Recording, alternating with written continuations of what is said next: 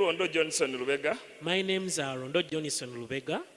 Wiiki eno tugenda gendera ddala okuyiga ebyokukola. This week we are still learning about working. Okukolera ddala si kukolaakola naye okukolera ddala obulamu obwa bulijjo nabwo ne bubeerako bulungi. Not just trying to work but real working hard such that our lives are well off. Eggulo twalabyeko ebintu ebimu. Yesterday we saw a few principles nga twatandikidde ku bwongo and we started with the mind ne tugenda ku saving and investing and we went to saving and investing, ne tugenda ku mentorship, then we went to mentorship, then ne tugenda ku interlinking oba multiple streams of income okubeera nga waliwo sente ez'enjawulo ezijja, and then we went to multiple streams of income, then ne tugenda ku settinga goals, and then we went on setting our goals. ndowooza awo we twakomye. And that's where we paused from. Do we set our goals for the year? Bannange tuteekawo ebiruubirirwa byaffe eby'omwaka? Tuteekawo ebiruubirirwa ebya wiiki? Do we set goals on a weekly basis? Tuleke genda nnyo ku mwaka naye tulina goal eza wiiki. Though we have yearly goals, but do we have weekly goals? Then tulina goals ez'omwezi. Do we have monthly goals? Then tulina goals ez'omwaka. And do we have yearly goals? Tutandikire ku ekyo ekitono. Let's start with the little. Nga tetunnagenda kugamba nti ate tukole goal ez'emyaka 5 oba emyaka 10. Before we say that we are setting goals of 10 or 5 years. Naye nze mbagambye nti manyi kiki kye nnaakola in the 10 years from now. But I told you that I know what I will do 10 years from now. Era nga nkisitiikingako nti ekyo nja kikola mu myaka 10 okuva kati. And I make sure that I stick on it that this one will be done in the 10 years to come. Kati gwe simanyi goals zizo z'osettinga. So I don't know what goals you have set. Kale at least tandikira ku lunaku. Okay, at least you can begin with your day. Ogambe nti kati olunaku luno nteeka okwaccomplishing kino. And you say that this is what I'm going to do in this day and accomplish it. Bw'olaba olunaku olutuukiriza. If you see that you have accomplished your day very well. Oli wa mazima ku lunaku n'olutuukiriza by'osettinze era nga by'okola. And you are truthful on your day to set what you are supposed to do and you do exactly what you've said. Then upgrading ogambe week. Then you can upgrade and say now I'm setting goals on a weekly basis. Ogende nga weeyongerayo period mpaka bw'enaggwayo mpaka bw'onaatuuka mu mwaka. And then you proceed like that gradually till you go to monthly, yearly and then 10 years goals. Kikuyambako obutakola unnecessary expenditures. That one will help you to avoid unnecessary expenditures. Ate era kikuyambako n'okubeerako ne ky'otunuulidde ky'oluubirira. And at the same time it will help you to focus on something. Nze ntera nnyo okwogera nti obunene bw'ekyetaago kyange ge maanyi ge nzisaamu okubeera nga nkifuna. I usually tell you that my strength depends on what my need is. Kati simanyi bunene bwa kyetaago kyo. So I don't know how big your need is. Ebiseera ebisinga kyenkola nsettinga goal eri higher than what I expect to get. So in most cases I set goals that are higher than what I expect. Amabegako eyo nga ntera obigamba mukyala wange ne mugamba njagala kuzimba ekizimbe bwe kiti. Yearbacks I used to tell my wife that I want to build such a building. Nagamba naye tubalemu tufuna sente mmeka. And then she said, let's first sit back and see how much is our income. Mugamba bwe nadda okubala sente ze tufuna nga bwe tuzimanyi. And I told her that if you are to still start considering our income, tujja kulemerera okukola ebintu ebinene. we shall fail to do and accomplish big things. Let me set something big nsobole okwenaanuulako okusingako kwawo. such that I may stretch myself more than my ability. Kenyongezeeyo omukono gwange okusinga we nsobola okukwata. Let me stretch my hand further than I can reach. Buli lwe tubeera mu comfort zone. Whenever we are in our comfort zones, ebiseera ebisinga kitulemerera okuyiiya n'omutwe okuyiiya n'okukola. in most cases we fail to devise means and our minds lie idle. Always make your mind very uncomfortable. Beera nga weebuzaako emirembe mu bwongo bwo. Nga obwongo obwo okubeera making sure nti tibulina mirembe till when you have achieved what you want to achieve. Make your minds very uncomfortable. That is it. Ekyo bwe kiri. Bw'oba nga osettinga goal setting empanvuko okusinziira ku kyofuna. When you are setting your goals, set higher than what you can achieve. Kati buli lw'ogenda nga okutuukirira ogenda kutuuka maaso gy'ogenda ogisanga ekivaamu ogenda okulaba ng'olina kukola nnyo okulaba nti goal ogituukiriza. It will happen that you will see that you have to work so hard for you to achieve your goal. Tulina okukola ennyo kubanga buli lwe tukola n'obunafu We have to work hard because whenever we work with laziness, weesanga nti waliwo ebintu ebimu ebituvaako. It happens that some things are lost from Waliwo us. emikwano gyaffe nga gyagala nnyo okulaba omuntu ng'okola nnyo. They are our friends who usually want us to see when we are hardworking. Ng'omuntu okwesembereza obwesembereza agamba lwaki nnyina omuntu ono kubanga akola nnyo. Because it will help you to be near those people because they want hardworking Nina people. my childhood friend. I have my childhood Naye friend, n'okutuusa kati nkyali naye era ye mukwano gwange kuba mu emikwano gyange egisingayo. and up to now, he's one of my best friends. Mwenna mumumanyi bamuyita mwami Mutaawe Richard. You all know him because he's called Kuviira ddala Mr. ndowooza nga Mutawe. tulina emyaka nga 7 nga tuli ba mukwano. Ever since we were 7 years old, we were friends. Famire ye abasinga bamanyi ono muganda w'ono n'ono muganda w'oli. All our families now know that we are Ku brothers. mbaga ye nali best man. I was the best man on his Ku wedding, mbaga yange ye yali chief organizer mu byonna. and on my wedding, he was the chairman. Naye n'okutuusa kati tulina ebintu bye tukolagana naye mu partnership.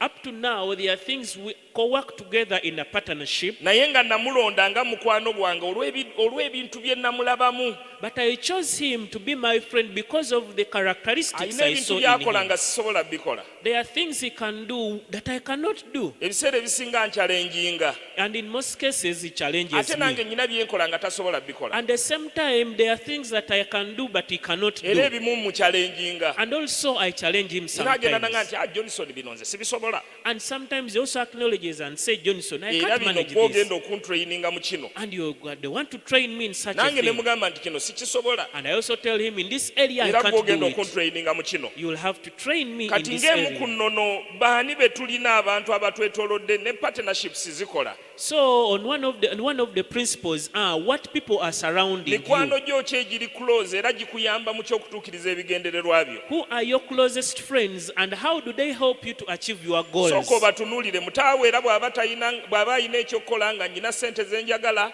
ng'aziina mugamba mwami mutaawe nti nnyina ssente bwe ziti zenjagala nagaye bw'aba aziina n'azimpa ate naye bw'aba taziina ate era nenzimuwa. My friend Mutawe, when I have something to do and I don't have the money and he has it, he gives it to me. And Kati likewise, I give him the money if he doesn't want Kati it. gwe weebuuze mikwano ki gy'olina. So ask yourself, which friends do you have? Kati egyo emikwano giscrutinizing najyo ng'omanya muyina kye muyinza okukolera awamu. So sieve your friends and see, is there anything we can do in partnership? Kati bwe weesanga ng'amasomero ekitongole tuli mu partnership n'omwami ono. The way you see now, even us in our schools, we are in partnership with him. Naye ne bwe mba nga nnyina wendaze oba ngenze wabweru wa ggwanga oba ngenze ludda wa seeraliikirira waka. That I do not get worried when I leave, even if I am out of the nation. Ne bwe kiba kyetaagisa ssente zenkanawa mwami mutaawa ajja kugwa wabi ne walungi alabe ng'akituukiriza. And even if it requires how much money, Mr. Mutawe will work so hard to see that he achieves Ne bwe it. mba nnyinayo program nga nnyina ekintu kye ntambuza And even if I have something that is running, naye nga ssente zikiweddeko mu but when kaseera ako I no longer have money to move it forward, weesanga nti annyambako. in most cases, you find that he helps me. So nga tukola So when we are working, tumekinge sure nti emikwano gye tulina let's make sure that our friends, gituyamba ki. they help us. And how do they help us? Bw'omala okumanya kye gikuyamba Having known what your friends help you to do, then ekisigadde kijja kubeera kirungi. then the next one and what comes on will be good. Enno n'endala eddako And another principle that comes kwe on kukola n'amaanyi go gonna. is to work with all your Nga bwe strength. bagambye nti bw'oli bw'oba ng'okola n'amaanyi ng'olina by'okola eby'enjawulo ebisukka ku bantu abalala. Just as I've told you that whenever you are hardworking and you surpass most people, Abantu abajja okudrawinga to you bajja kubeera bangi. many people will draw near to you. Ate era ojja kulondamu ogambe nti bano be bantu ab'omugaso. And there you will select and see which Naye ones buli are lw'obeera nga important. ye gwe omunafu And whenever you are the lazy one, n'abantu abaali agadde okukola naawe tebakola naawe. even the people who would love to partner with you will not do Sooka so. otusomere Proverb 19 Let's read Proverbs 19:4. 4. Proverbs chapter 19, verse 4. It says, wealth makes many friends, but the poor is separated from his friends. Weebale nnyo ey'oluzungu tekijjaayo bulungi njagala nnyo ey'oluganda. ekinjigireyo bulungi that the Luganda version will bring it out properly. agenda kitusomera Proverbs 19:4. 19:4 then osome ne 7. Engero 19:4 obugagga bwongera emikwano mingi naye omwavu akyawagana ne mukwano gwe. Obugagga buleeta emikwano mingi That wealth, riches bring many friends, naye omwavu but the poor akyawagana n'emikwano gye. is Enkya bwe separated from nakuwola his sente friends. tojja zinziriza, Because tomorrow, if I lend you my money, you will not pay back. naye weesanga nti buli lw'okola obugagga But whenever you make your wealth, emikwano mingi gijja kujja, many friends will draw near naye you. buli lw'oweekuumira mu bwavu But the more you keep yourself in the poverty n'emikwano state, gyo gijja kuleka. even your friends will depart Just from you. know bw'oba waliko status emu gye waliko, Just know that if you have ever been in a certain status status eyo n'emala ekkiriramu, and that status drops down, ojja kwesanga nga neyali akubira akasimu takyakakubira. you will find that even someone who used to call you no longer calls Naye buli you. status bw'erinnyamu But the more your status ate increases, obusimu bweyongerako, even you receive more phone calls emikwano gyeyongera. and you have many friends. Naye buli lw'obeera awo gwe nga oyagala kudda buzzi mabega, But the more you are there and you are always ojja backward, kwesanga batandika okwesala. you will even find that your friends Nsomera grow. 7. We can read also verse 7 of Proverbs 9. Bweyo yennyini 19:4 kati buukawo ogende ku lw'omusanvu.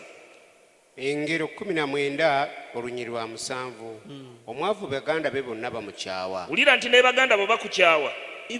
Mikwano gye tebasinga ennyo okumwewala abayigganya n'ebigambo naye nga bagenze. Olaba ne muganda wo yennyini akukyawa. Even your brothers separate from you. Ekivaawo ng'ogamba buli lwe mukubira essimu olw'entondo zitandika okujja, bwe mukubira essimu tagikwata Then nagikwata. you start saying that whenever I call them, they don't pick my calls. Akimanyi nti buli lw'omukubira essimu ogenda musaba. Because they know that whenever you call them, you have a problem. Either ogenda mugamba nyina ebizibu bino, nyina kino, nyina kiri, nyina kiri. Or you're going to tell them, I have some problems, I Kati need awo entondo someone. ne zijja. So there you start being Kati picky. bw'aba muganda wakukyaye, If your brother nze ate hates you, yakusanga obusanzi n'obeera mukwano gwange. now what of me just your friend who just Bayibuli followed you? etugambye nti n'okwewala bakwewala. The Bible says that even they go away from you. Tibaagala yadde kusemberera. They don't even want to be near you. Kakati bw'aba muganda wamaze okukukyawa, If your brother has abandoned mikwano gyo you, gikukyaye, your friends have hated you, naye n'abakuli okumpi bakukyaye, n'ab'ewaka nno bakukyawa. even the people around you have hated you, that means even Kubanga your buli family lw'otuuka akaana members, bwe kakolako akasobi katono ojjayo muggo. because even your family members will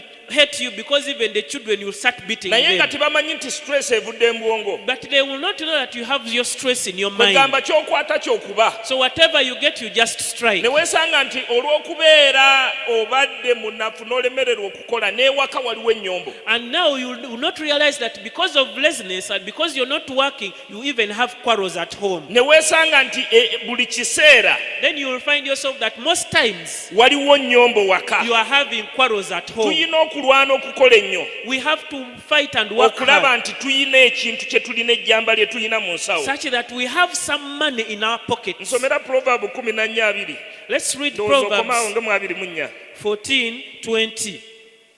14 2. 2 engero 14 olunyiri lwa 2 omwavu ne munne amukyawa naye omugagga alina emikwano mingi.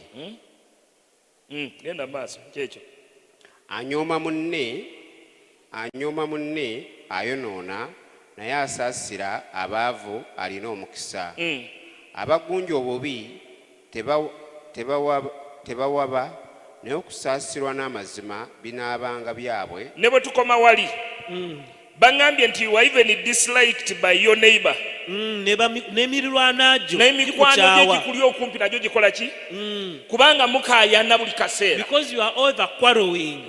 Bw'otemayo enkumbi emu ey'ettaka Whenever you are digging just one hole ng'agamba enkumbi watemyeyo emu, and they say you awo dug olutalo we on lutandikira. and then you start quarreling. Baganda bange, Friends, twewale nnyo ekigambo bwavu. let's so much hate poverty. Tulwane, nze kye kisinga okunnwanya. And we fight, and that's why I Buli fight so lw'oba much. weebase, That because whenever you're sleeping, ekiba kiyita mu mayindi yo, what is going into your mind, manya nti bwavu. just know that it is poverty. naye buli lw'okola ennyo But the more you work hard n'otatuula butuuzi awo and you're not just seated there, ojja kwesanga you will find yourself nti buli emikwano mingi egikwe that you will have many nabagambye friends near bwe you. twali tukyali bato I told you that when we were still young, n'ab'eŋŋanda baatulekawo even our relatives siina deserted bwe us. nzijjukira muganda wange I can't recall any single siina bwe moment. nzijjukira senga I don't recall any single moment siina when bwe my nzijjukira auntie, taata I don't even remember my father, kubeera nti yawuliza nako ki kyendiko that even have ever heard what I was trying to naye do. kati sibula kanaku oli ankubirako n'ambuuzaako obadde oli bulungi mwanange But now, every time they are calling me my uncles, that are you well, our son? naye luli yali tasobola kukukubira But then they would not call me kubanga luli embeera yali mbi because the situation was bad. ne ŋŋamba nti okuva taata lwaŋŋambye kola nnyo And I said and I vowed that ever since my father has told me to work hard, kino kye kigenda okubakomyawo this is what will bring them back. ekyo kyankwasa busungu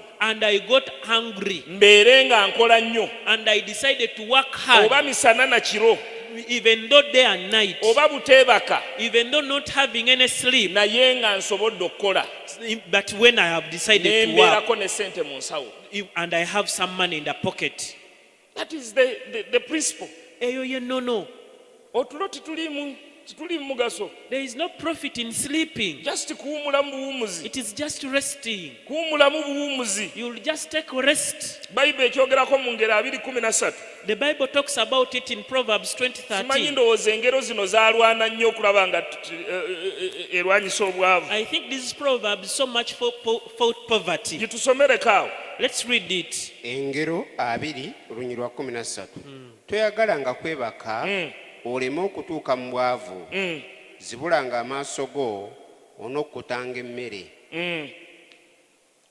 zibulanga amaaso go That open your eyes. simanyi lwaki baayogera bwe batyo I don't know why they wrote it naye like buli this. lw'oba ng'ozibudde amaaso But whenever your eyes are open, obeera okola that means you are working. baŋŋambye towoomerwanga tulo They have said that do not love sleep, n'obwavu bunaabeera wala gy'oli lest your poverty come. leka obudde bwe obusinga obumalire mu kukola Make sure that all your time is spent in working. n'obwova okukola era kola Even though you're working, work. nyumirwa nnyo mukyala wange ng'avudde ku dduuka akooye I enjoy my wife after she's from the shop, she's naye tired. ogenda okulaba ng'atandikiddewo okukola kirala But you find that at home she starts again to do something. ne ŋŋamba awo kyekyo And I say, yes, that is it. awo kyekyo That is ate it. ne ndaba nga ne ku makyazuukuse nnyo And I see that she wakes up even very era early, abeereko n'ekintu ekirala kyakola such that she does something else. tuleke kwebaka nga abalala basiga Let's not just sleep when others are sewing. ate tulyoke tudde eri And tukomplaininge then afterwards we go there and complain. ate nze munnange You see me, ate munnange me, nze sibisobola I can't do them. bayibuli etuwooninze The Bible has warned us, erifa abanafu unto those who are lazy, mu mukaaga proverbu 6 in Proverbs 6, okuva ku lunnyo olw'omukaaga okutuuka ku lw'ekkumi agenda dutusomera from 6 to 10, eno yeewooninga eri abanafu this is the warning unto the lazy kuwooninga ones. gwe omunafu Even if you are the lazy one, bayibuli etuwooninga the Bible is warning us. proverbu 6 okuva ku lw'omukaaga okutuuka ku lw'ekkumi engero 6 tuvudde ku lunnyi lwa 6 genda eri enkolooto gw'omugayaavu lowooza empisa zaayo obeerenga n'amagezi eyo terina mwami newankubadde omulabirizi newankubadde afuga naye yeeterekera ebyayo ebyokulya mu biro eby'okukunguliramu n'ekuŋŋaanya emmere yaayo mu mwaka olituusaawa okwebakanga ggwe omugayaavu oligolokoka ddi mu tulooto wakyaliwo okwebaka okutono n'okubongoota okutono n'okufunya emikono okutono okwebaka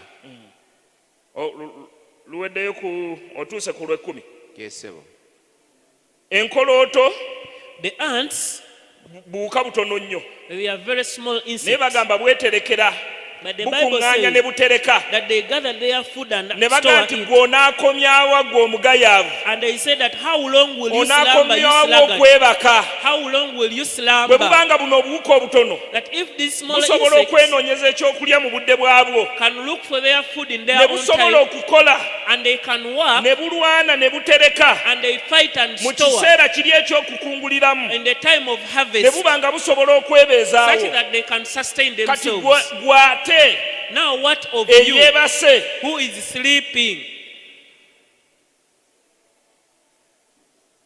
tukole n'amaanyi gaffe gonna Let's work with all our strength. mu tulo timuli ne bwe kubeera kusoma n'owobeera mwana ng'oli wano osoma Even if you're here and you are studying, nze nga nkyali ekako njijukira me when I was still studying in nali nyina Kako, mukwano gwange bamuyita Jude I had a friend who was called Jude. ekinyambye nti naye ali bulungi And I'm very glad that he's also well. Jude nga ŋŋamba Jude used to tell me nti olina okwebakira essaawa 3 that you have to sleep for only 3 mugamba hours. kisoboka kitya And I asked him, how possible is it? naŋŋamba nti omanyi And he told me, do you know what? by then nali mu 6 nali prefect Because then I was in senior 6 and I was nga prefect. nze dom captain And I was the dome captain. naye nga bampa akasenge kange mwensula But I had my own cubicle. ne ŋŋamba ono n'ebigambo byampa bya magezi And I considered how his words Jude were ne of njijayo wisdom. ekitanda kye ne nkiteeka mu cubiko yange Then I decided to get him to sleep ne with me in mugamba my gw'ogenda cubicle. okwebaka waggulu And I told him, you will be sleeping buli up. lw'onaabeera azuukuka nja kuba muwulira Such that when you are getting up, I will be hearing. Jude yeebakira nga kituufu essaawa 3 And it was true, he used to spend only 3 hours of y'oyo ye sleep. yali ansinga nga nze mbeera wakubiri He was the first always and I was the second. kaakati Jude Now Jude, nga bwe tumala preps saawa 4 after our preps at 10 p.m., ye ng'asindika for him he would extend ng'abeerako ne waatuuka oba kumpi saawa nga 8 to around 2 a.m. ng'addayo yeebakayo kaseera katono Then he nnyo goes back and rests a then little. ate ku makya nga tuddayo naye And then in the morning we go together. Jude ne bwe baatuukanga okugoba abaana mu doomu To one extent that whenever they were chasing people from ne the bamusanga dormitory mu Jude nga yeebase and they find him sleeping, nga tikyagamba bugambi Jude yajjudde dda you tell them that now Jude is ye already back. yabadde asoma He has been charging and reading. Jude ne mugamba okikola otya And I asked Jude, how do you do it? naga kati omanyi kye tuba tukola And he told me that, you know what we are going to do? twegabanyeemu essaawa 3 Let's divide into 3 hours. nti nze bwe ntwala ne ntuuka we ntuusiza That when I go and reach somewhere, gw'ogende weebake you will go and sleep. essaawa 3 ezo bwe ziggwako ze mba mpushinze After the 3 hours that I've pushed, kati gwe nga njija nkugjayo I will come and wake you up. then oluvannyuma bwe tumaliriza nze bwe ziggwako ezo 3 bw'omalirako ezo essaawa 3 When you also read and I sleep for 3 ng'ojjo hours, njijayo nga tutwalira ddala mpaka ku makya you come and wake me up and we go until morning. nalaba bwe tutwala abantu mpaka kumalirizaako And then we are the leads and we are leading children until we finished. awe nakakasiza nti otulo tuno That is- osobola otuteeminga That is when I ascertain that I can tame the sleep.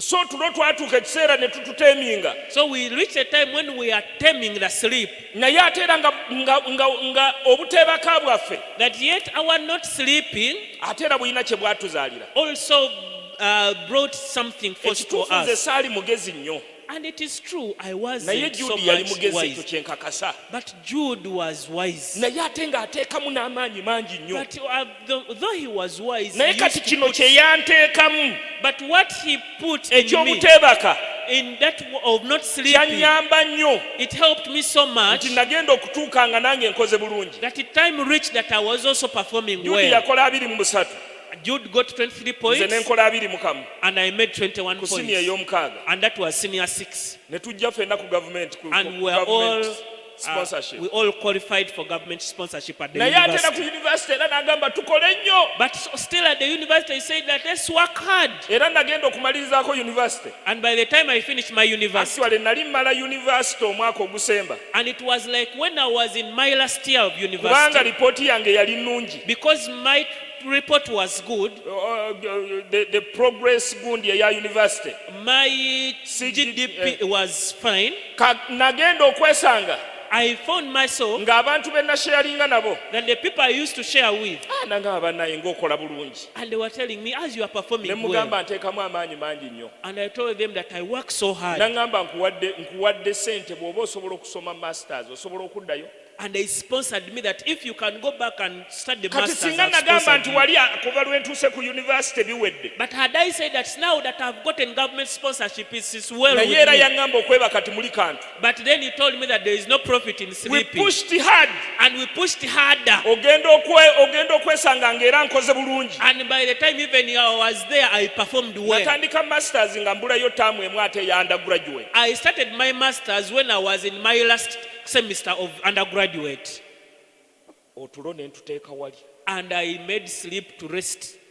kati gwe bayibuli etugambye mu Zabbuli 6 nti abafunye engalo ne twebaka ne twegolola noddawo n'olaba akazannyo mpaka ssaawa 6 awo simanyi.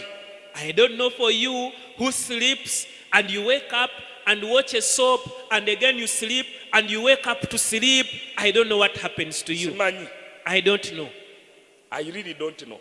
Nange simanyi. Tulina okukola n'amaanyi gaffe gonna. We have to work with our strength. Ate n'obwobeera ozifunye. And even if you get money, ati wesaamu nnyo nti kati nze ndi boosi mbeere mu ntebe ezeewuuba. don't start to boast and say now I want a Kola swivel n'ebakozi chair. bo. Work with your Lw'ojja okubamanya. employees.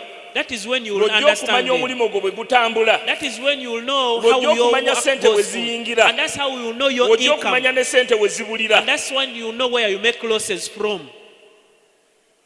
Abanyumiziza nti ze bw'osanga nga nkola. I told you that when you find me working, Wonna we mbeera ndi n'abakozi bannange. whenever I am with my employees, Oyinza okulemererwa okwawula boosi n'atali boosi. you may fail to distinguish who is the employer and who is the Naye abamu bwe employee. tufunayo ba employee babiri. But for us, sometimes when we get some two employees, Gwe. Awo okola. Otandika kusonga busonzi. we start pointing fingers and remote Waliwo controlling oyina them. okukola wano kino ky'olina okukola. Do this, do the other Get as I come. involved naawe wenyigiremu. No, also get involved Bwe in the kuba work. kwetikka bokisi gyetike. If it is lifting a box, lift it Bwe kubeera also. kulaba nga bizinensi yo teteredde bulungi tereeza amadaala ago. If it is to make your display very clean, also clean it. Please, Bambi. awo wokka. That is the only way.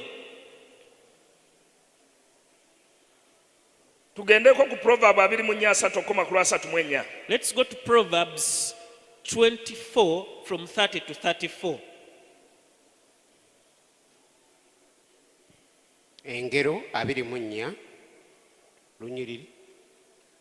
Asatu. Okoma ku 34.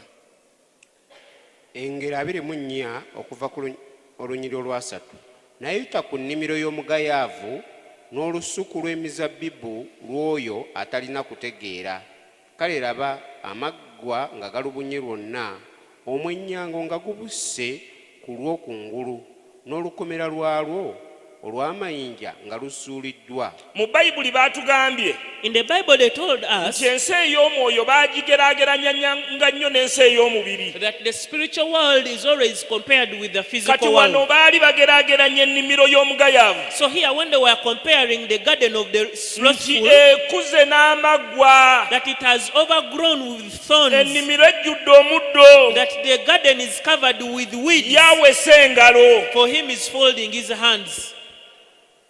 Bwe bagigeraageranya. That is how it is compared Bayibuli to. bwegigeraageranya. And that's how the comparison Naawe with the olina Bible amaggwa is. agakufumita. The same way you have thorns pitching Ekyo you. ky'oyagala okutuukako That's what you want to reach nga on tonnakituukako. before you amount to it. Eryo lyeriggwa erikulimu. That is your thorn that is Omwana in wo oba you. oyagala asomere mu ssomero eddungi. If you want your child to go to a good Naye nga school, tosobola muweererayo. but when you cannot sustain them Eryo there, liba liggwa. that means that it's your thorn. Bw'oba oyagala emmotoka ennungi If you want a good car, naye nga tosobola givuga. but you cannot drive it, Eryo lyeriggwa ly'olina. that is the thorn you have. Ennimiro yejjudde amaggwa. Your garden is filled with thorns. Sooka weekuuleyo amaggwa ago. First remove those thorns. Naye ng'amaggwa ago ekigaleese But when what has brought those bwe weeds bwe and obunafu thorns bw'olina. is the laziness you Kubanga have, tosobola kukola. because you cannot work, Buli maggwa ne gakufumita. and all thorns start pinching you. Tuggyemu amaggwa agatulimu. Let's remove all the thorns that have Nga pinched tusobola us okukola n'amaanyi. in a way that we can work Nga hard, tusobola okukola n'omutima gwaffe in a gwonna. way that we can work with all our hearts. Wali owuliddeko omuntu ng'ayogera bannaaye. Have you ever heard someone say, "Oh, my friends, Njagala akanyama. oh, how I love to have Naye some meat, nkayitako. but I just pass by it. Nkatunuulira. I look at it." Eryo liggwa. That is a thorn. Oddayo buzzi ne weddamu. You just go back and N'ogamba answer nti yourself, liggwa lya bunafu. and you say, "This is a thorn of laziness." Eryo liba liggwa. That is a thorn. Lwana okulaba ng'eriggwa eryo livaamu. Fight to see that that thorn is Okwo gotten kwe out. kulwana kw'olina okulwanamu. That is your fight. That is Ennimiro your yo battle. kakasa nti ejjudde amaggwa. That's such that you see that your thorn has no Naye thorns. amaggwa ago n'omuddo But when those thorns and those lubadde weeds, luweddeyo otuuse ku 34.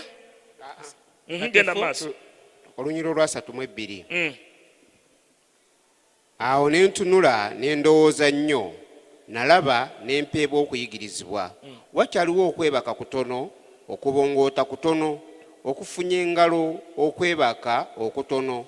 Bwe kityo obwavu bwo bulituuka ng'omunyazi, n'okwetaaga kwo ng'omusajja akutte ebyokulwanyisa. Buli lwe tufunye engalo ne twebaka otulo, obwetaavu bwaffe bungi naye situsobola butuukiriza. Whenever we fold our hands in sleeping, our needs becomes more than we cannot fulfill nga it. titusobola kubituukiriza. And we cannot amount to them. Tubeere n'ekigendererwa. Let's have a goal. Tubalansinga obulamu obw'emirundi ebiri. That we may balance the two kinds of lives. Tuleke kubeera just na faith. Let's not just have faith. Faith etalina action. The faith without actions, Nga omusumba Mutunzi bw'atugambye. just as Pastor Mutunzi told us, Togenda kusaba busabi ogambe nti buli we naalinnyanga naatwalawo. that you will not just go into prayer and say, whenever I step, that one is my possession. No, no, no, Si buli no. w'onaalinnya onaatwalawo. It is not that where you step, you possess. Buli w'olinnya Wherever you step, ng'otaddeko kikolerera, when you have added on working for ojja it, kutwalawo. you will possess it. Otherwise bajja kukubira bwereere. Yeah, instead, they will just, Ojjagaanira ku ttaka Beat you. ly'oli oba okwate ku mmotoka y'oli ogaye eno ngitutte. you will be claiming someone is can say, I'm taking it, Agamba ono abadde ki? and they will say, this is a thief. Gikolerere. No, work for it. Tolinnya bulinnya. Don't just step on it. N'ogamba nti buli kye naakwatangako oba buli kye naalinnyako. And you start claiming that whatever I touch and whatever Awo nga I ntuttewo. pray, I will take it. Buli ky'olina okufuna Whatever you want to get, kikolerere n'amaanyi. work for it hard. James 2:14. Yakobo 2:14. Yakobo 2:14 agambye bw'ati, kigasa kitya baganda bange omuntu bw'ayogera ng'alina okukkiriza naye n'ataba na bikolwa? Okukkiriza kwo kuyinza okukulokola? Bwe wabaawo owooluganda omusajja oba omukazi nga bali bwereere, ng'emmere eya buli lunaku tebamala, era omu ku mmwe bw'abagamba nti mugende n'emirembe mu bugume mukkute, naye ne mutabawa omubiri bye gwetaaga, kigasa kitya? Era n'okukkiriza bwe kutyo bwe kutabaako bikolwa kwokka nga kufudde. Naye omuntu alyogera nti ggwe alina okukkiriza nange nina ebikolwa. Ndaga okukkiriza kwo awatali bikolwa byo, nange olw'ebikolwa byange ndikulaga okukkiriza kwange. Okukkiriza nga Katonda ali omu akola obulungi, era ne basitaani bakkiriza ne bakankana. Naye oyagala okutegeera ggwe omuntu ataliimu ng'okukkiriza awatali bikolwa tekuliiko kye kugasa. Ibulayimu jjajjaffe teyaweebwa butuukirivu lwa bikolwa? Kubanga yawaayo Isaaka omwana we ku kyoto. Olaba ng'okukkiriza kwakolera wamu n'ebikolwa bye, era okukkiriza kwe kwatuukirizibwa olw'ebikolwa bye. Ekyawandiikibwa ne kituukirira ekyogera nti Ibulayimu n'akkiriza Katonda ne kumubalirwa okuba obutuukirivu, n'ayitibwa mukwano gwa Katonda.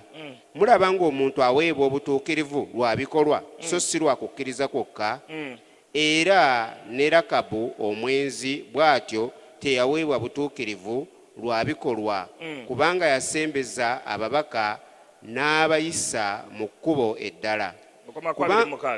Kubanga ng'omubiri awatali mwoyo bwe guba nga gufudde, era n'okukkiriza bwe kutyo awatali bikolwa nga kufudde. Amiina. Okukkiriza kwonna, All faith, bino byonna bye twogera, whatever we are speaking, osobola okuba ng'osobola okubikkiriza, you can have faith naye and believe in bw'otabiteeka mu them. nkola. But if you don't put them in Ffenna action, tukkiriza nti tusobola okubeera we abagagga. all believe that we can be Ffenna rich. tukkiriza nti tusobola okukwata ku We ssente. all believe that we can have money. Naye bwe tutateekako bikolwa, But if we don't add on ebikolwa ebigenda actions, okuleeta ssente, the actions that will bring the okwo money, okukkiriza kugenda kubeera kufu. that faith will be dead. Okwo kugenda kubeera kufu. It will be dead faith. Tubeere n'okukkiriza okukkiriza Let's have faith mu bulamu bwaffe obw'omwoyo in our spiritual life, ate tukugatteko ebikolwa and we also add on mu our bulamu bwaffe actions obw'omubiri in our spiritual ebikolwa ebyo life, bituyambe such that these actions will help us, okutuukiriza ensi ebbiri that we may fulfill and be fulfilled in the two worlds, ensi ey'omwoyo ebe ng'etuukiridde such that the spiritual world is naye ate n'ensi fulfilled ey'omubiri ebe at the ng'etuukiridde same time when the physical world is perfect. awo kijja tuyamba There we shall be helped.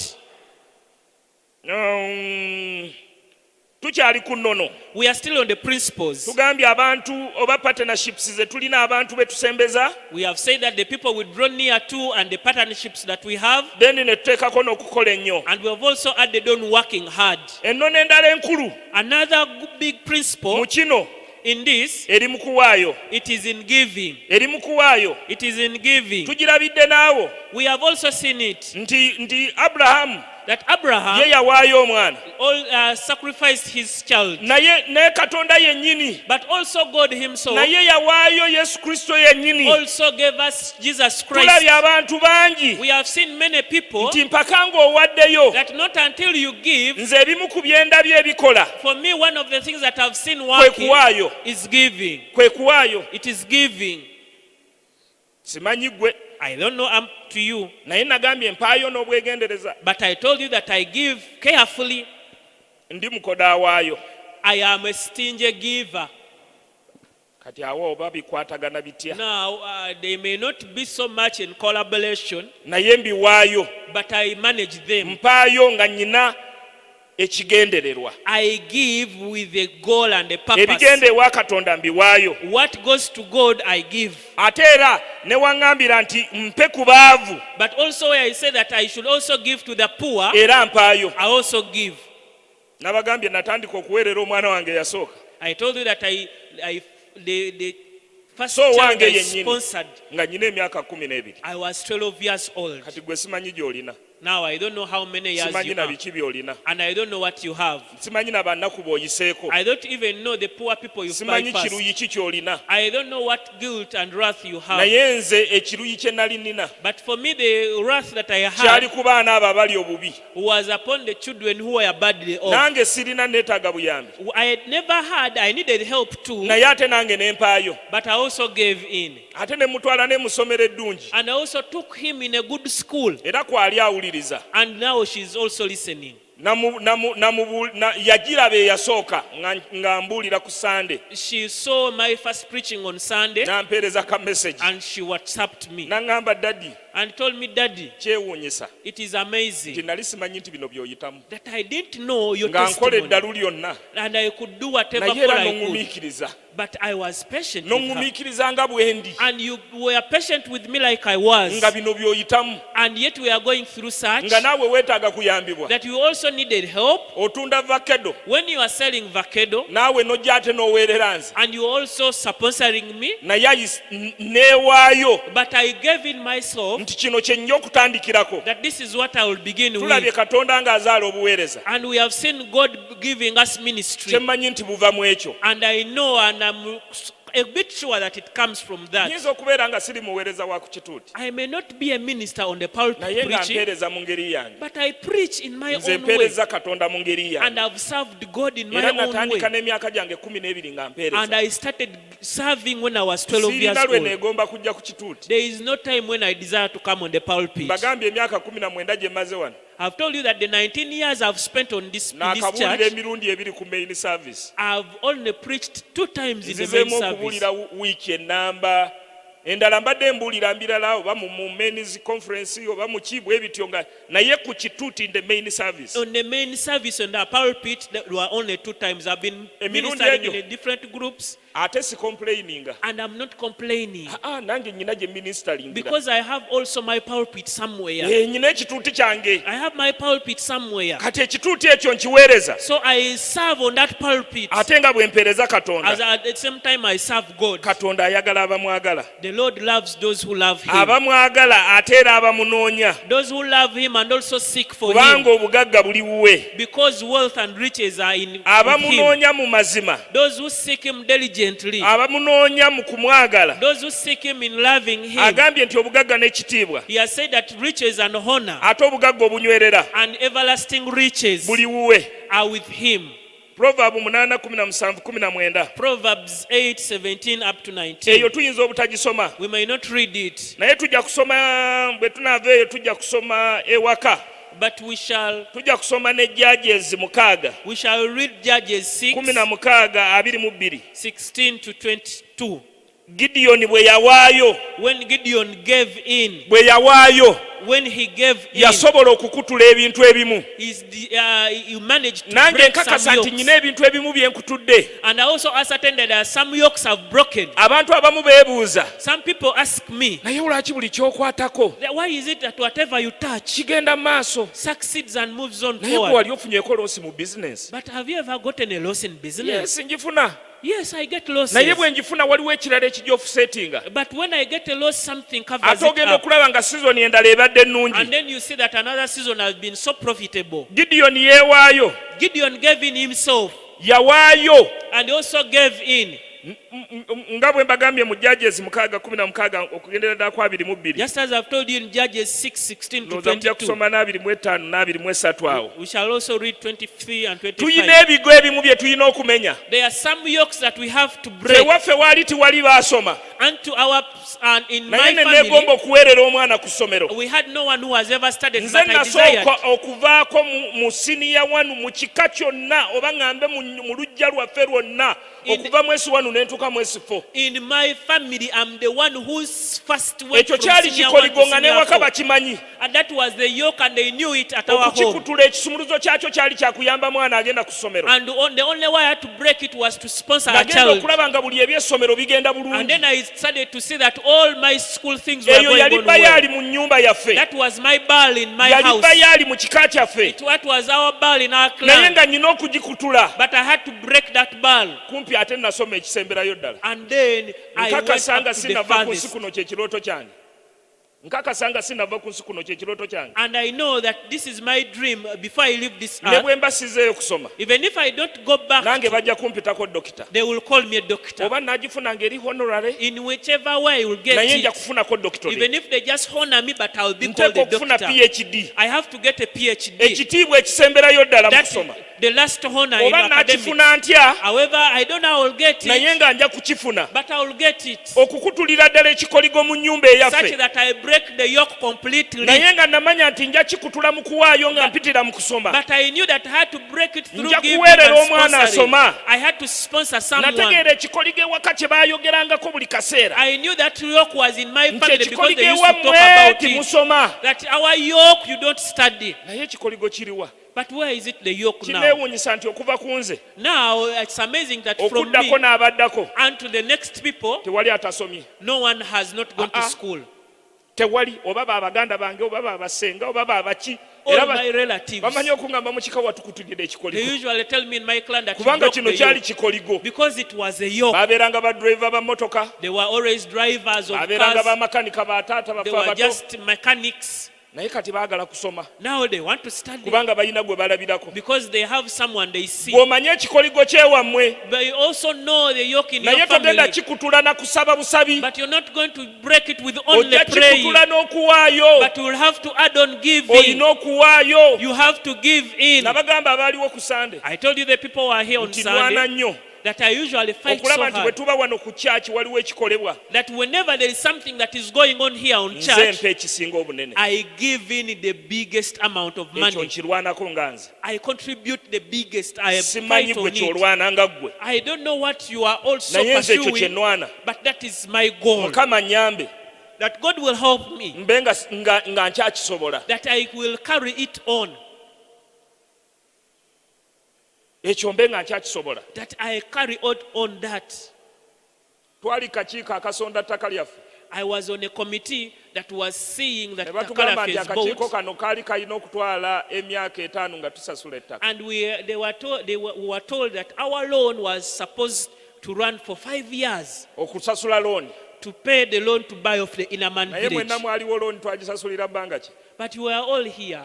Which period? Emyaka 2 n'emyezi 8. Only 2 months and 8 2 years and 8 months. That's And the lo- loan was period. almost 800 plus. And yet the loan was around 800 million plus.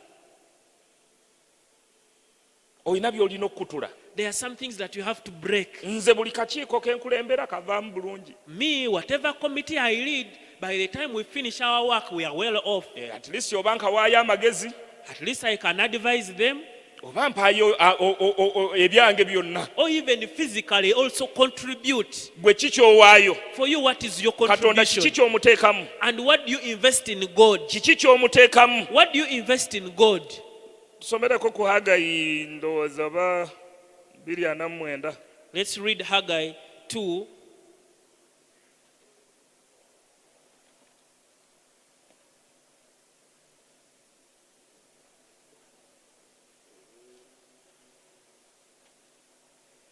Haggayi 2. olunyiriri Olunyiri lwa 49. No. Haggayi, genda ku Haggayi emu. Haggayi emu 2. Ndowooza naluwandiise bubi. Nja ddujjukira. Haggayi ye Haggayi kitabo kya Haggayi 2 olunyiriri olusooka.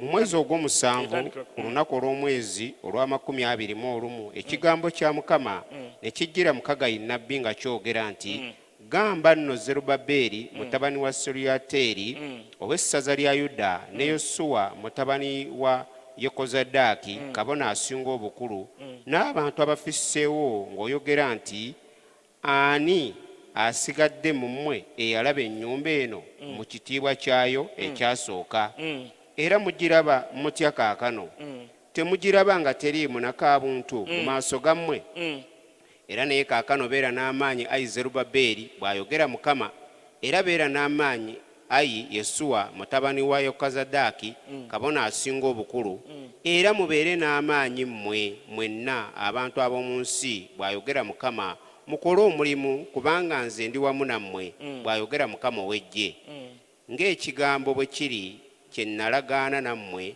bwe mwava mu Misiri omwoyo gwange ne gubeera mu mmwe temutya kubanga bw'ati bw'ayogera Mukama ow'eggye nti ekyasigaddeyo omulundi gumu ekiseera kitono nkankanye eggulu n'ensi n'ennyanja n'olukalu ndikankanya amawanga gonna n'ebyo ebyegombebwa amawanga gonna birijja era ndijjuza ennyumba eno ekitiibwa bw'ayogera Mukama ow'eggye effeeza yange ne zaabu yange bw'ayogera Mukama ow'eggye ekitiibwa eky'ennyumba eno eky'oluvannyuma kirisinga kiri ekyasooka bw'ayogera Mukama ow'eggye era mu kifo kino mwendiwa emirembe bw'ayogera Mukama ow'eggye ku lunaku olw'amakumi 24 olw'omwezi olw'omwenda mu mwaka ogwokubiri badde njagalawo nnyo ekitiibwa ekyedda kirisinga ekitiibwa eky'oluvannyuma kirisinga ekitiibwa olunyiriri olw'omwenda ekitiibwa eky'ennyumba eno eky'oluvannyuma kirisinga kiri ekyasooka ekitiibwa eky'ennyumba yo The glory of your house kirisinga ekitiibwa ekyasooka in the latter days will be abantu greater than ebiseera in the ebisinga former days. webale nnyo emeeyo ekitiibwa eky'ennyumba yo The glory of your Ekyakakati. house of the present time kirisinga ekitiibwa ekyedda will be Amina. greater than the former. ekyo nkikakasa I ascertain this. abasinga obungi Many people, our past ebyafaayo byaffe bi-influencinga nnyo always influence ebyo bye tuyitamu what we are going through. abasinga tutunuulira nnyo our past Most cases we look at our ne past tutunuulira ebyo bye twayitamu and we look at what we went through to influence our future and we use them to influence the future. n'obeera awo nga buli kiseera weekubagiza And you are always there in sorrow. anti nze waka baaleeranga banaku We were poor at our home. gwe si gwe ewammwe You're not you at you were your different home. person Now oli wanjawulo. olina okuyitibwa kwa You njawulo have a different calling. kati tulekenga okulowooza nti ebyedda bye twayitamu Let's now stop to think that what we went through bigenda okuyinfluensinga obulamu will bwaffe influence our future. ebimu bituleetera n'okutya Yet some of them even bring fear abamu ne in our tujjukira lives. n'ebigambo basenga abaffe bye And some baatugamba of us even remember the words our aunties used to tell us. n'agamba mbu senga nze yankola bankolimira that my aunt cursed me. naŋŋamba siribeera bulungi And they told me that I'll never be well. ne tutandika okujjaga boziboozi ago gasenga abaffe ge And we baatugambanga pick on those conversations that were ne long tuga- ne ago. tugasimba mu bulamu bwaffe And we bring them in our present ne life. tulabira ddala nga naawe tolibeerako bulungi And we also start to perceive that we shall never be n'olabira well. ddala nga naawe tolibeerako mu nnyumba yo temulibeera yadde And kitiibwa even me, you are like sure that you will never have a good obulamu house. busobola okukyuka But yet life can change. ebiseera ebisinga ebyo bituleetedde fiya In most cases, those words, those past ne bring us bituleetera fear. okutya And we start to fear. olw'okuba omanyi nti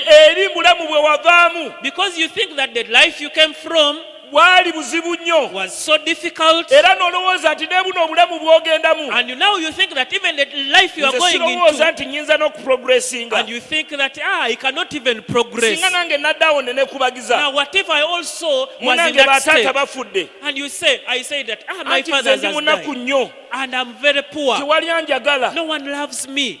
tewali anjagala nze kenneeyagale If no one loves me, let me love myself. ira abantu nga bakola statement tewali ani anjagala ani agenda okwagala Who will love you now if sooka you weeyagale gwe wekka start loving yourself? sooka weekolerere gwe wekka Start working for yourself then first. olyoka oyagala abalala balyoke bajje bakwagale Then also other people will come and love you. nze olowooza lwaki baakomawo abaali Now, batanjagala why do you think the people who didn't love you started nasooka coming ne back? neeyagala ne njagala n'abantu bange be ndi nabo mu bunaku bwaffe I first loved myself and the people I was nensooka with. nendabirira abo And I first looked after my own people. ne oluvannyuma lw'okubalabirira And after looking after the people that I was with, obulamu bwalongooka life became better. gwe lwaki tosooka ne weeyagala gwe wennyini Why don't you start by loving yourself gwe lwaki also? wennyini tiweesooka ne weeyagala For you, why don't you start by loving your own ng'okolerera soul? obulamu bwo When you are working for your life, gwe lwaki tosooka n'obukolerera why gwe don't you wennyini start by working for your own life? then n'olyoka oyagala abalala bakwagale And then you will now desire others to love kiri you. kiri automatic That it is automatic. baba bajja kujja They will come. baba bateekwa okujja They will have to come. ekimu ekyekumi kiweeyo Give in the tithe. tugende mu malaki ne bwe tutasomaayo malaki 3:10 In Malachi 3:10, katonda agamba nti tumukeme the Bible says that the Lord tells us to test him. nkema Test me. obugagga Riches, ne golodi feeza ne zaabu silver and ate gold, obugagga obubeerera and everlasting wealth buli wange is with me. mukeme Test him. katonda The Lord nga yagamba nze is the bwe one telling yafuwamu me, omukka the one mukeme he created, that I test him n'ekimu ekyekumi with my tithe. obugagga obunywerera Everlasting wealth buli wuwe is with God. nze mbedde ne musumba wange ebbanga erisinga Me, in most cases, I've been with my pastor. taŋŋambangako He has never told me, buno bwe bujulizi bwe nkuwa this is the testimony I'm giving you. akimanyi amanyi ne bye nnina He knows my wealth, naye naŋŋamba nti mpa kino but he has never told me that give me nkiwulira nze sin. mu nze It is me who feels it, ne nkiwulira and I feel it within my neŋŋamba heart. nti kino nkitwala wa musumba wange And I said, this one I'm taking it to my kibeereko ne pastor, kye kikola that it may do something. ate seetaaga na kumanya biki bye kikoze And I may not have to ask for accountability. No, seetaaga kumanya biki bye kikoze I will not have to ask for what it nze has ogwange done. ngukoze Me, I have done my part. ogwange baŋŋambye kuwaayo My part I've been convicted tebaŋŋambye to give kunoonya you, accountability not to ask for oba accountability. kikozesezaamu ki However way he has nze spent omukisa it, gwange ngufunye me, I've already got kati my ye bw'aba blessing. takozesezaamu mulimo gwa katonda For him, if he has not done the work ekikolimo of kidda God, wuwe the curse will be his side. nze ogwange ngukoze Me, I have done my part. gwe gwange That is my part. tibandagiranga kunoonya accountability yaakyo I have never been told to ask for empulira accountability of omutima my gwange nga offering. guŋŋambye waayo But whenever I hear my heart telling me to give, nga mpaayo I give. kempulira omutima gwange nga guŋŋambye nti waayo wonna w'owadde When I feel my heart telling me to give wherever nze eno I ye give, kanisa yange wempa this is my church where I offer naye ate from. waliwo n'amakanisa mangi But there are other churches, ne ŋŋamba nti eno ngizimba nzekka and I tell them I pledge and I build it alone. ne ngizimba netuuka neggwa And I build it to completion. nyina ne gye ngenda okutandika ku lw'emityana And even on si Michinyana yange Road, sigenda kutandika kyaki there is a church I'm going to build, Naye not to ngenda start, gizimba. I'm going to build it.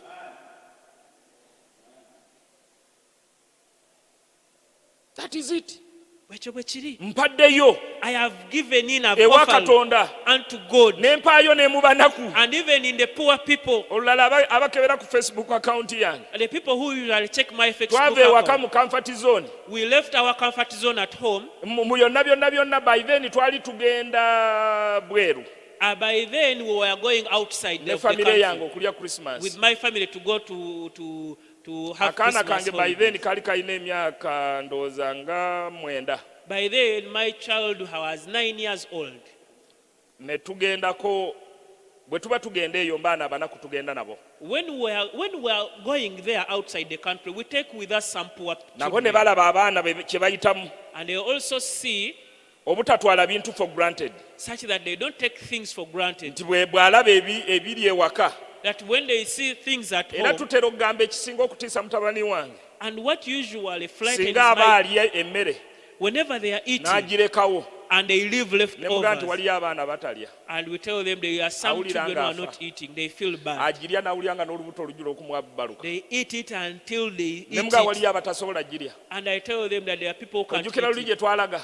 Do you remember where we Bwe went? ndi mu kwegayirira olye Now emmere. I am beseeching you to eat. Naye walaba emmere gye twabawa kye baagikola. But do you remember how they ate the food we gave Kati can you them? imagine gweogifunye ogyonoonye Now bwonoonye. imagine for you are spoiling the food as Olowooza Katonda leftovers. musanyufu Do you think God is happy nga waliyo abataagala abaginoonya obunoonya ey'okulya. when there are people who are just looking for it? Ekyo kimuyisa bubi nnyo.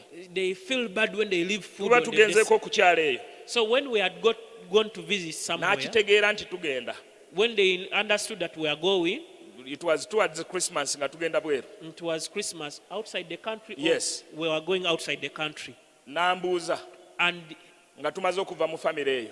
they asked me that, Daddy, Kyetaagisa ki okuzimbira abantu bano ennyumba? what does it require for us to build a house for these children? Saakimanya wa gyanvuga.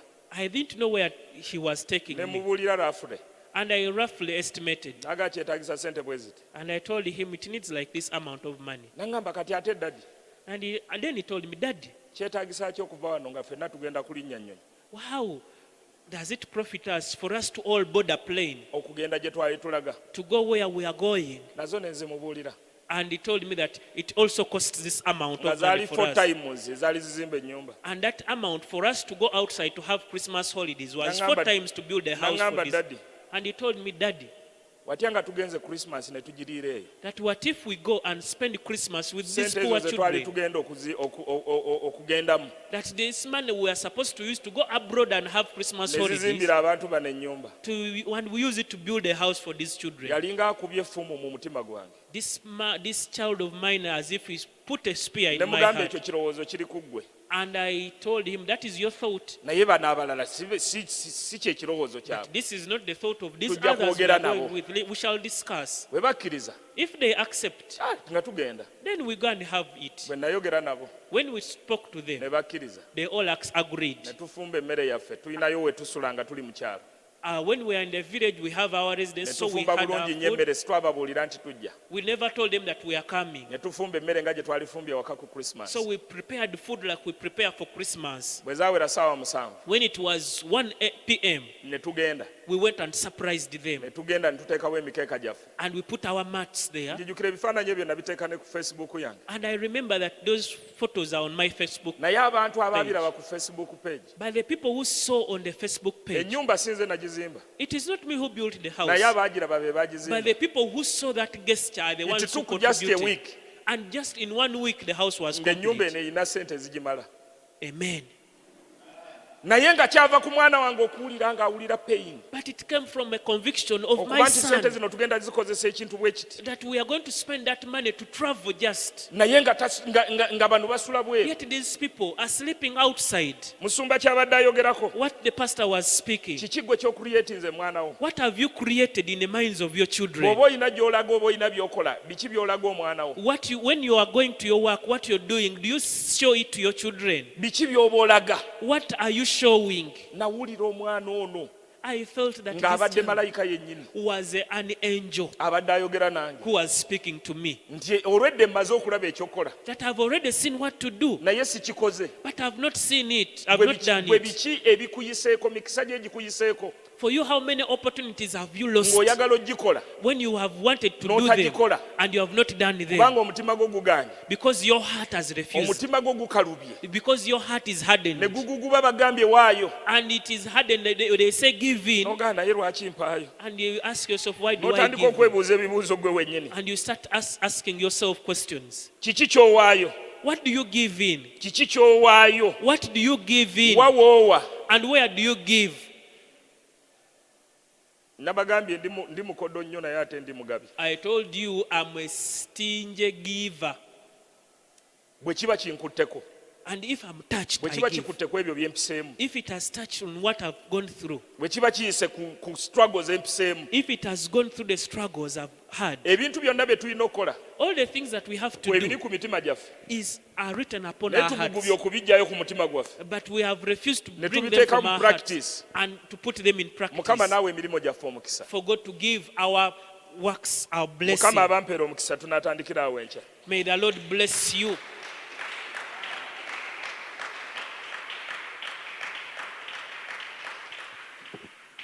Bannange badde nsaba twongere tukubire Katonda mu ngalo ez'amaanyi.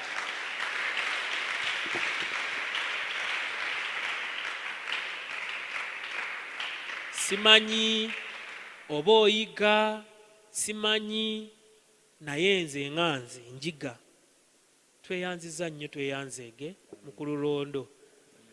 Engeri gye wakwasa otulo kye kisinze nze okunnyumiramu nti yakwata otulo n'atwebasa ye n'akola ebibye. Ye atugjayo essaawa 3 zokka n'atwebakamu olumala n'akwata otulo tuno n'atwebasa wali n'agenda n'akola ebirala.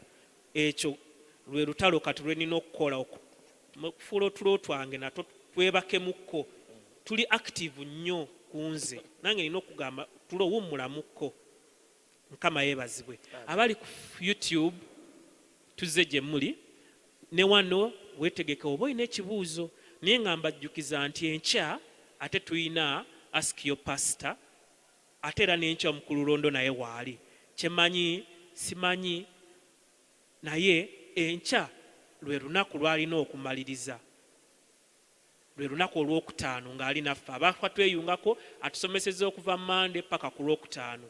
Kati nzija gye muli aba YouTube muteekeko ebibuuzo byammwe, era tutandise n'ono Tabitha and Abby Chaika bano bali babiri.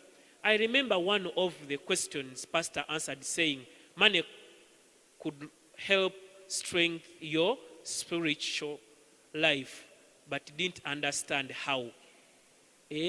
Ono ozeemu ekibuuzo musumba kye yali wano ng'agamba nti bannange ssente zisobola okuyambako okubuzaamu obulamu bwo obw'omwoyo amaanyi, naye teyakitegeera bulungi nti nabuuza ssente ozikozesa otya ate okuyimusa obulamu bwo obw'omwoyo. Kati yakakitegeera.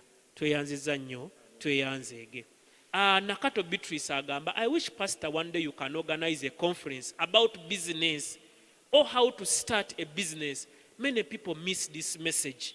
Agamba banne singa otegeka conference abantu nga tebasubwa message zino engeri y'okutandikamu bizinesi. Kyemmanyiiko kiri kimu, omwaka covid nga tannajja naliko mu kiraasi ye, waliwo kiraasi gy'alina eya mentorship nga training abantu okukola nga mwebubuuza ebibuuzo. Nange kennyini kubanga nange by then nali mukozi ne mweyungako era nina wenvudde nineeyongerayo.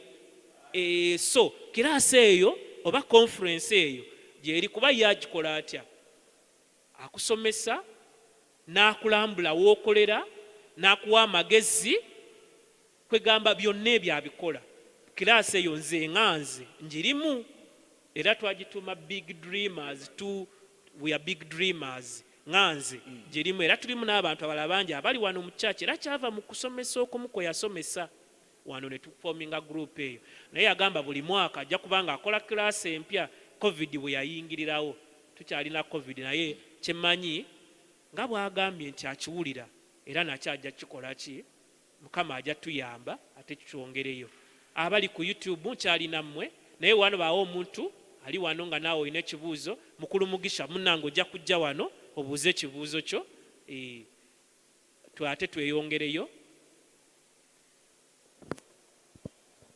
Ojja kukolesaako ku bwangu awo wennyini. Yeebazibwe Yesu. Amiina. Tunula eri bwoti. Bakulabe bulungi. Neebaza Katonda olw'obubaka obubuulirwa wano. Ekitiibwa kya Mukama. Atukubireko engalo omusomesa waffe bannange. Nze Mugisha Godfrey ngera ekibuuzo kyange kinakale kigazi naye kankifunzeeko. Tumbadde kampasi 2018 n'akava 2019 naye twali ne mukwano gwange myaka 41. Omwoyo Omutukuvu yamuwa idea ey'okutandika online business n'agitandika mu 2018 naye we agitandika 2019 awo yagenda otuuka ekiseera ng'olunaku akola miliyoni 2 amagoba. Olunaku sigambye capital ngamba amagoba 2M olunaku ng'akola miliyoni 2 oba M oba 3. Muvubuka muto asabira wano. Kati bwe twagenda nagulawo office nakola naye mbandi naye Katonda n'angamba mugambe gyali nti bw'abanga tataddewo kyoto kya business eyo tegenda kutambula. Era si tegenda kutambula, ejja kutambula naye sente zijja kufuuka mukama we. Kati kyembadde njagala kubuuza ku Mr. Rondo nti ye business z'empulira ayina business nyingi. Buli business ekyoto kya business zirina ekyoto nga business sigamba kusabira wano ngamba ku kyoto kya business akikola atya, time agikwata atya. Olinga abuuza nti akoze atya ssente obutamufuga. Yes, kyekintu kuba kiva mu kyoto ekyo kubanga nange nina idea njitandika naye olumu tulaba obunafu bw'abantu wano okusaba. Kati jjukira yalina okukola alina budgeting naye ate waliwo n'obudde obw'okusaba. Kati mbuuza yakikola atya ekyesinza okunnyumira. Ekibuuzo kiri nti ssente okoze otya okuba nti tezikufuga. Ekyoto ekyange ng'ogyeko ekyoto ekye ng'ogyeko okuwaayo nga Bayibuli bwegambye ntyo. Katono nnyo kansooke mbuuze kino ekibuuzo. Oli mulokole? Ndi mulokole ssebo. Oli mulokole ebyaddala? Ndi mulokole ebyaddala. Ati tubuulire ssente ozikoze otya obutakufuga? Ndi mulokole ekisooka naye nnyina ekyoto ekyawaka ekiri involved. Ababadde bagoberera abaana bange abamu babeerako ne wano ku Children's Gund naye mutabani wange yakuba n'ennanga nze n'ennanga n'ebyuma we biri ewaka ku kyoto. Mutabani wange yakuba ennanga mu Children's Choir mu Children's Church ne wano era agikuba. Byonna ebyetaagisa nateekamu ssente ne njija wano abakuba ebyuma ne bamutraininga ne bakola ki nga strengtheninga kyoto ekyewaka. Tuyina obudde obw'ekyoto ekyewaka naye bw'ogenda ku ssomero lyange kuliko kyaki esinga ne wano obunene esobola okutuuza abantu 1500. Eki? Ku ssomero lyaffe. Ku ssomero? Ku secondary nako kweri. Wazimba chapel? Eyali badde nga chapel, main hall, chapel. Esinga n'eno obunene. Katonda. Bw'ogendayo baali bagenzeyo abasinga bagimanyi. Gye tukosanga main hall, gye tukosanga church, gye tukosa bonna agenda ku Facebook yange you'll be able to see. Wanga nalingi postinze. Bannange. Ne ku secondary gye tuzimba era church yeekulembedde. So Katonda tumutadde ku. Esobola okutuuza abantu abagenda mu emirundi 3. 3 times. Kakati za kuyita bwe kuyita omusumba. Asiri musumba sebe. Ndi muweereza. Kati ekyoto olwedde weekiri nkugambye nnyina ne gyendaga n'enzimba n'amakanisa. Ate n'ekyenda okutandika n'abasabira mu kanisa tebasobola kwerabira kusabira.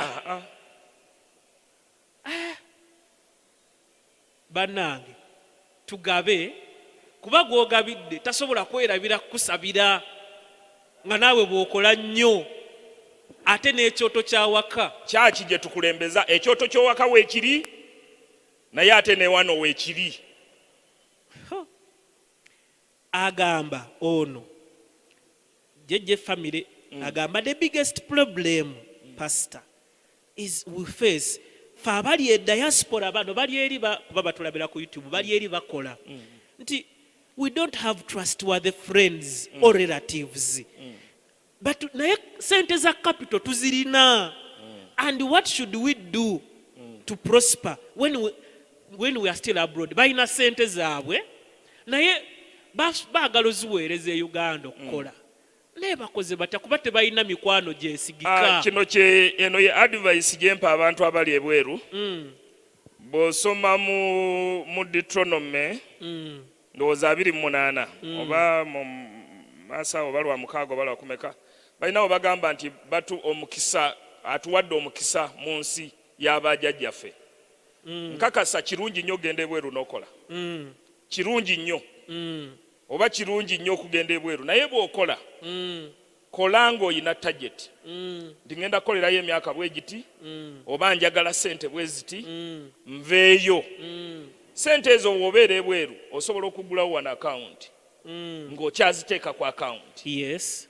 Beera ng'oziteeka buteesi ku akawunti ate era beera mwesiga oziteekeyo ze weetemye nti oba nja kuteekayo miliyoni emu ku akawunti then bw'ojja wano ebiseera ebisinga ekisinza okusuula abantu abali ebweru bw'ajja wano bantu bangi ababeera bamulinze okumuwa amagezi n'okumusomeramu. Nakirabako. Wagenda n'ekigendererwa kirala naye olutuuka wali olinga akusomera nti obusuubuzi bw'emmotoka bukola. Nakirabako. Nti okugira ati kikola. Kati olutuuka wano gwe wagenda n'amagezi go malala naye olutuuka wano nga bakutandika ate okutegeerera okuwa amagezi ate nga abakuwa amagezi ako tebabikola naye yennyini abedde mu ggwanga tabikola. Kati ate n'otajjukiramu gwe nampewo gy'obaddeko n'okukola kw'obaddeko ng'okola kyemba advisinga sooka oweereze sente ku akawunti yo kubanga zisobola okujja ekyo kyemmanyi gwe ziweereze ku akawunti yo bw'oba tonnafuna wa Luganda mwesigwa sooka ozikuŋŋaanye komawo wano. Ate basinga bwe bakomawo wano tayagala kudda mu mbeera gye yalimu olujja nga ate bandabe nga sivuga mmotoka nga nava bweru ng'agula mmotoka ekigendererwa ekyamutwalayo kufuna kapita akole sente ali mugula mmotoka ate etwala sente kuba abadde mu mmotoka abadde mu SC bw'okomawo era beera mu mbeera gye walimu kubanga eri wagenda kunoonya then osooka osome ekyo kye wagenderera wagenda ogenda ebweru ng'olina ekiruyi ky'olina ky'oyagala okukola osooka okitegeere naye abasinga bwe muva ebweru ate mujja wano ne babategeerera ate mu kaseera katono ennyo naga kino kyekikola gwe nze mbadde e Uganda bino bye bikola okutunda ebikajjo biki bw'osuubula kino ogenda okulaba sente zo nga zifiiridde awo.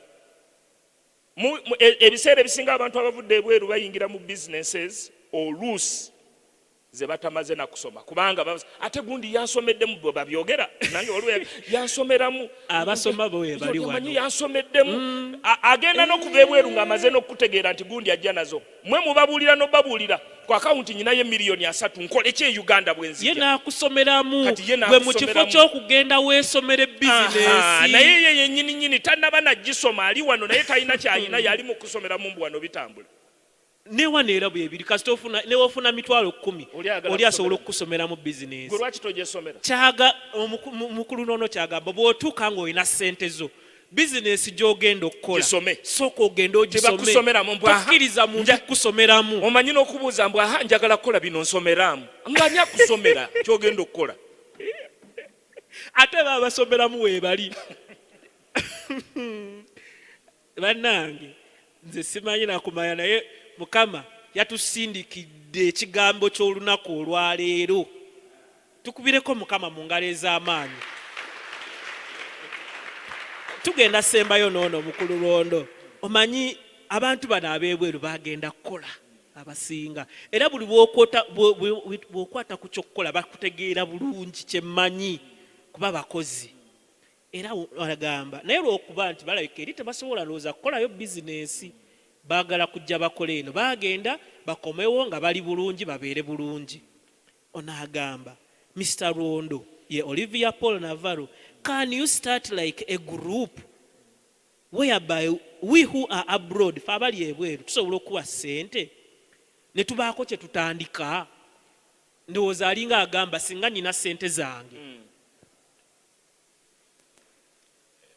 ekyo kizibu. Saagala kukwata ssente z'abantu saagala kukwata ssente z'abantu naye kizibu tusobola okuforminga group like we have the big dreamers and then we advise each other. Ekituufu kyennyini era ne twadvisinga naye saagala kukwata saagala kubeera na kike mu kukwata ssente z'abantu.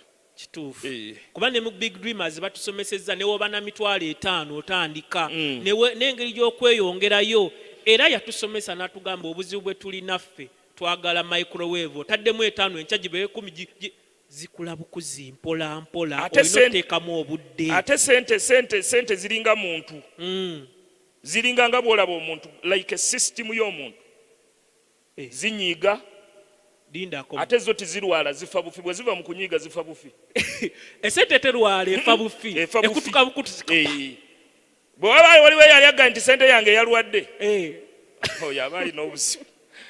Zo bwe zinyiiga ziti zifa bufi olwo bizinesi n'erwala. Aho bizinesi ziringa muntu zina system nga bw'olaba omuntu kasita zinyiiga nga bwe nakukwata obubi katete ng'oli mukwano gwange ne nkukwata obubi bw'onyiigira onvaako bubi era nazo bwe zinyiiga zigenda bugenzi. ono atukwata bw'ati ate kati toleese kibuuzo kirala kya sente nzikutte ntya. ekyo kyetugendako enkya tugenda tutya okukuuma sente. Bannaye tukubireko mukulu Londo mu ngalo era nsaba oyimirire ku magulu go mu kaseera kano kennyini obeeko ebigambo by'otandika okwogera manye owulidde ku mutima gwo kaseera kano kennyini yimirira ku magulu go pozi waliwo kyotugambayo ekirala. Ekirala we muyimirira ku magulu ga ekyo kyembagamba mukwano tukwate bulungi sente naye ekyatugenda kulaba ngeri ki gye tukwatamu sente ezaffe n'ezitali zaffe. Okay. Singa oli abampadde sente ze nzikwata ntya. Okay, n'amanya g'okozesa ku Facebook omanyi abantu bano bakyalimu obugayaavu bakyayimuka balaba bakyayimuka. Sikyusa mannya era nga bw'ogalaba Luwondo Johnson Lubega bwe gali ku Facebook bwe gali bannange tuyimirire ekifaananyi ekiriko kya famire yange. Amiina. Tukubireko mwami Londo mu ngalo webale nnyo webalire ddala. Era naye nga njibawa simala gakkiriza mukwano ku Facebook. You don't just accept any friend. It's kizibu nnyo mala kwetegereza. Simala gakkiriza mikwano ku Facebook era bw'onalaba emikwano egiriko ku Facebook yange janjawulo nnyo. Sigenda kusindika anasindikako kasasiro. Mukiwulidde. Mukama yeebazibwe. Amen. Zibiriza ku maaso go awo wennyini wooli. Baako ebigambo by'ogamba Katonda okusinziira ku kyewulidde. Katonda waffe tukwebaza kubanga oli Katonda omulungi kubanga oli Katonda ow'ekisa oli Katonda eyatwagala oli Katonda ayogedde mu kigambo kyo nti onaatuwa omukisa mu nsi yaffe onaatuwa omukisa nga tufuluma onaatuwa omukisa nga tuyingira onaatuwa omukisa nga tuli mu kibuga onaatuwa omukisa nga tuli mu kyalo. Katonda waffe oli mwetegefu otuwa omukisa naye waliwo ebigendera ku mukisa Mukama waffe. Katonda waffe tuyamba okubinyweza tuyamba okubitegeera tuyamba okutegeera omukisa we guva Mukama. Katonda waffe leka tutaapinga omukisa ogwo Mukama tuzze maaso go mu lankyawe eno kabaka w'abakabaka nga tuyayaana okukwata ku mukisa ogwo nga tuyayaana okukwata ku mukisa ogugaggawaza. Katonda waffe tuzze tubadde na bingi bye tutamanyi tubadde na bingi bye tubuusa amaaso tubadde na bingi kabaka w'abakabaka bye tutunulako obutunuzi Katonda waffe ne tulekaawo. Mukama tubadde n'ebyekwaso bingi ate nze sirina ate nze sisobola ate nze siri muweereza. Kabaka w'abakabaka tulabye mu kigambo kyo nti buli omu muweereza waali Mukama buli omu osobola okuweereza kabaka w'abakabaka n'ekyo kyolina Mukama buli omu osobola okuweereza. Kabaka w'abakabaka weebale Katonda waffe ebyo by'otubikulidde Mukama tusaasire we tubadde abanafu. Katonda waffe ebiseera ebisinga tunafuye ebiseera ebisinga ennimiro zaffe tuzirese ne zizika ebiseera ebisinga ennimiro zaffe tuzirese ne zimeramu amagwa. Kabaka w'abakabaka tusaasire, mukwano gwaffe tusaasire, Katonda waffe tusaasire. Wetubadde tulina okuwaayo, wetubadde tulina okujja okusinza, wetubadde tulina okubeera ku kyoto kyo, empisa ze tubadde tulina okuyisaamu abaana baffe. Mukama wetubadde tulina okubeera ku kyoto kyo, Katonda waffe ne tutabeerawo. Kabaka w'abakabaka tusaasire, mukwano gwaffe tusaasire. Kabaka w'abakabaka tuzze gy'oli, tukomyewo Mukama, tukomyewo Katonda waffe, tukomyewo mukwano gwaffe, tukomyewo Kabaka w'abakabaka. Kasa tutegedde amazima, kasa tutegedde ekigambo kyo, kasa tutegedde ekyo kye tulina okukola. Mukama tuyambe okukutula enjegere, abangi tusibiddwa ku njegere z'enjawulo. Mukama tusibiddwa Katonda waffe enjegere nga tetusobola zikutula. Katonda waffe weebala otumye ekigambo kyo Kabaka w'abakabaka, ndi tusobola okutula ebyo bibayali, tusobola okutula ebyo ebyoto, tusobola okutula ebyo Katonda waffe bye tulowooza nti bitulemesezza okugaggawala. Mukama tusobola, otuwadde amaanyi Kabaka w'abakabaka, otuwadde obusobozi Katonda waffe. Tukoowoola mukwano gwaffe, tukoowoola Katonda waffe, tukoowoola mukwano gwaffe. Mukama Kabaka w'abakabaka tuyambe, Katonda waffe tuyambe, naffe tusobola okutapinga ku mukisa ogwo. Tuyambe Kabaka w'abakabaka, tusobola okutapinga ku mukisa ogwo, ku mukisa gwe wasuubiza bajjajjaffe Ibulayimu. Mukama Katonda waffe tuyambe okusobola okutuukiriza Kabaka w'abakabaka, okusobola okutuukiriza ebyo bye tubadde tutatuukiriza. Mukama weebale ebigambo by'amagezi by'otuweereza, weebale ebigambo by'amagezi by'otuweereza kawungezi ka leero. Mukwano gwaffe tukwebaza, Katonda waffe tukwebaza Kabaka w'abakabaka. Mukwano gwaffe weebale Katonda waffe. Kuno kwe kusaba kwange, abantu abali wano mukwano gwaffe, abantu abali onulayini Mukama wa Katonda waffe nga bayayaana, nga baagala okukola naye ng'ebyokukola bibuze, nga baagala okukola naye ng'ebyokukola tibabiraba. Mukama bakyalire, bawe ebirowoozo ebirungi ebyokukola, bawe ebirowoozo ebyokweyongerayo, bawe ebirowoozo Katonda waffe ebisobola obayamba okubajja we bali, okubajja mu ddubi we bali Mukama, okubajja Katonda waffe mu mbeera gye balimu, okubateeka mu mbeera endala. Mukama abo bonna abatuwuliriza Katonda waffe, oba ku rediyo oba ku mutimbagano Mukama, bayamba abamu basobeddwa, abamu kituufu balina ssente, abamu kituufu balina ssente naye ng'ebyokukola tibabiraba. Mukama bayambe okubawa vision, bayambe Katonda waffe okuteeka ebikolwa, bayambe okugatako ebikolwa ku kukkiriza. Abantu bangi tumanyi okukkiriza, tulina okukkiriza Katonda waffe nti tujja kugaggawala. Tumanyi Katonda waffe nti tujja kugaggawala. Okukkiriza tukulina naye tulemeddwa okuteeka ebikolwa, tulemeddwa okuteeka okukkiriza okwo mbikolwa. Mukama tuyambe tusobole okuteeka ebikolwa, tuyambe okukkiriza okwo tukuteekeko ebikolwa. Katonda waffe weebale, weebale Kabaka w'abakabaka, weebale Katonda waffe. Mukama tuzze akawungezi ka leero, Katonda waffe tuzze Kabaka w'abakabaka, tuzze Katonda waffe nga tukwegayirira naffe otuviireyo, tuwa amagezi Mukama. Beerako ne boosembeza,